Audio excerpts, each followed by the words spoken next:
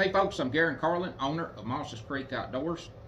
I just thought I'd say a few words about the winged wood caller, and I'm going to say a few things about actual right out turkey hunting from over the years. Uh, I just messing around the shop here working on some calls this morning. I think I've got about a dozen more laid out here. They're not finished, but they soon will be. Uh, the first thing I was going to do is I'm just going to talk a little bit on using the winged wood caller, or to put it, a air operated call. This is not going to be right out like a full blown wing bone trumpet call instructional like I've done before. I've got two full wing bone slash trumpet call instructional videos on my YouTube channel, and you're welcome to go back and watch those if you missed them. I'm going to say you'll probably get a lot of help from those videos. I show a lot of up close details, how I'm holding the call and how I'm actually getting the sounds out of it. But it's really simple. I get people to ask me pretty regular exactly how do I get the sounds out of this call that I do. It's literally amazing at the sound and tone that I can get from it. But it's just really simple. I mean, if you've never used one before, just simply just hold it with one hand like this. Just hold it as you would anything else. Put it up here, and the tip needs to be about halfway through your lips. Don't let the tip go all the way inside your mouth. That's what this little lip stop on here is for. It just kind of stops it. It judges judges the distance for that sweet spot there on the mouthpiece. And some people states that they're blowing the call, like I blowed the call, the turkey answered, for example, but you're not blowing the call. Everything, it's a sucking motion. You're sucking through the call. Your lips is making all the sound. All this call is an amplifier to make it loud, and that's all it is. But I'll give you a little demonstration here. You can take the tip of your finger, go just a little off center. I can run a call in the center of my lip right here, but I get some of my best sounds just barely off center to one side or the other. I call on my right side more than I do my left. But put your tip of your finger halfway through your lips. Pinch your lips down against the tip of your finger and start sucking a little bit, just like you're trying to suck through a straw. But you can tell when you pinch your lips down on your finger there and you start to suck, you can kind of feel air trying to come through on each side of your finger. But just pinch down pretty hard, again, fingertip halfway through your lips right there, and go.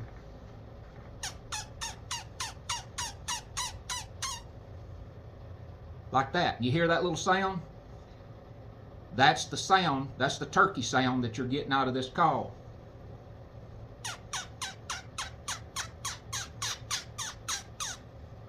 And that's it. That's the sound you want. That's how I recommend that you can practice without the call. Like I say, this is just a device to make that sound loud. So I'm going to just hold it up like this and do that same little sucking motion that I just done on my finger, but I'm going to do it on the call.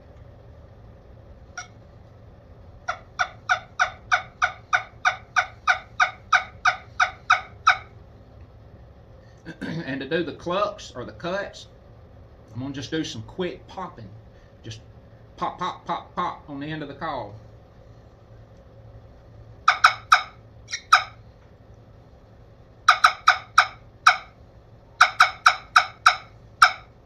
It's just that simple. You got to find that little friction point right there on your lips. Now, to get the quality tone that you want in your turkey sounds, you got to learn and figure out a good hand position for you here.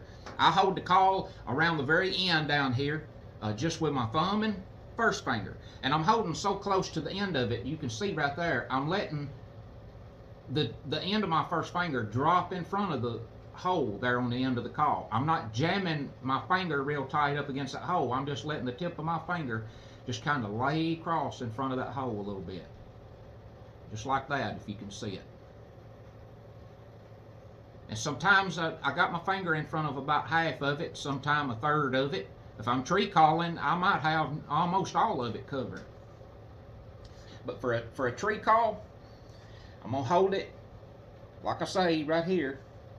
I'm going to take my second hand and I'm going to make a sound chamber or air pocket up here. When I hold both hands like this, I kind of feel like maybe I'm, for example, holding a foam ball inside both hands here. That's kind of the sound chamber that I'm making. And I'm going to just call very, very soft while I've got both hands together and hardly any openings at all around my hand. And it's going to sound like this. It's going to be louder on this video than what it really is. This is really, really soft.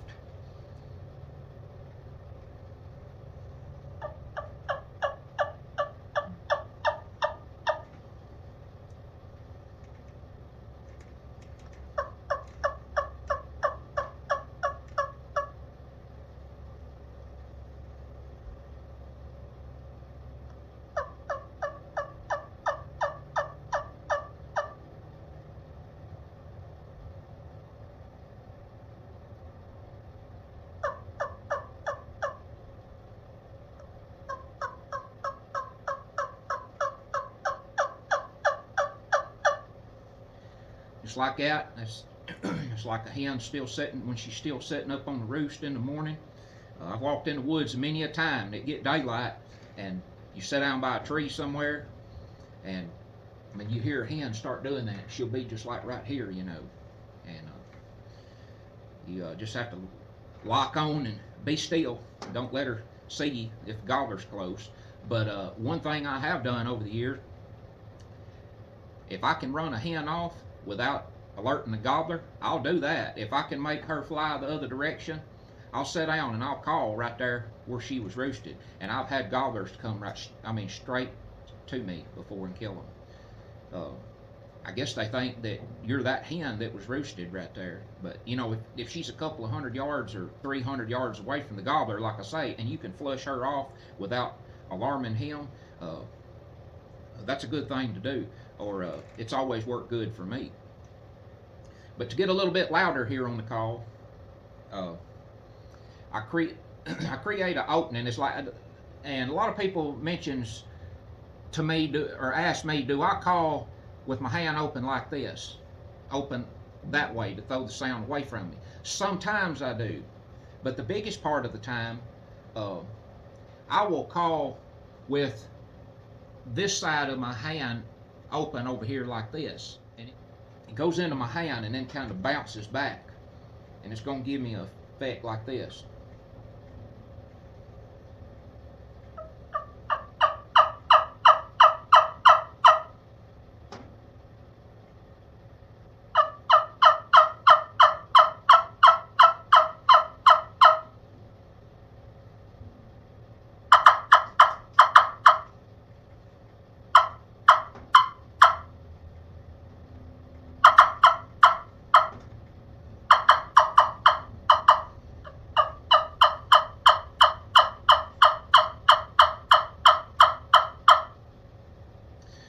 You can hear that's got that good break in that note. And learning to be consistent with your yelps is a big part of it too. Some folks has told me over time that, well, my yelps don't sound the same when I finish the series as they do when I start. You've got to find that sweet spot with your lips, and you've got to learn to hold it there until you're ready to finish that series. So you got to find the sweet spot on that mouthpiece and hold it until you finish out on that series of yelps. But you can get a feel for it pretty quick.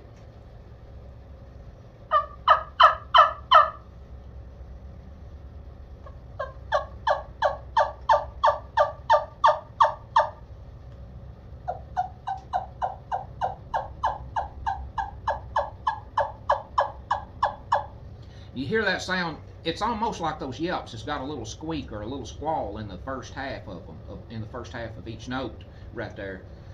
I'm really pinching both of my fists together real hard, and I'm kind of maybe sucking those notes a little bit harder than normal, and that's what'll give it that little squeaky sound, and that's good to use in the morning.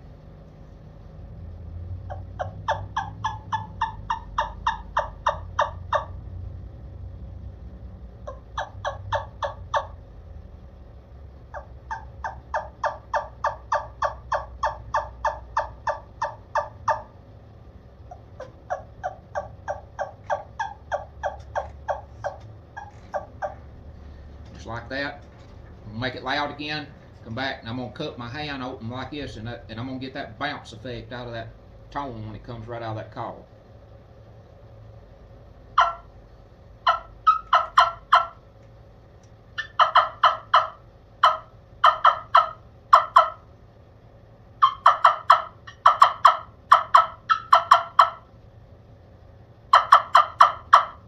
When I do that, when I hold my hand, open my hand this way, now I got that finger about halfway over in front of that hole down here. Got my finger about halfway in front of it, and I'm making that cut.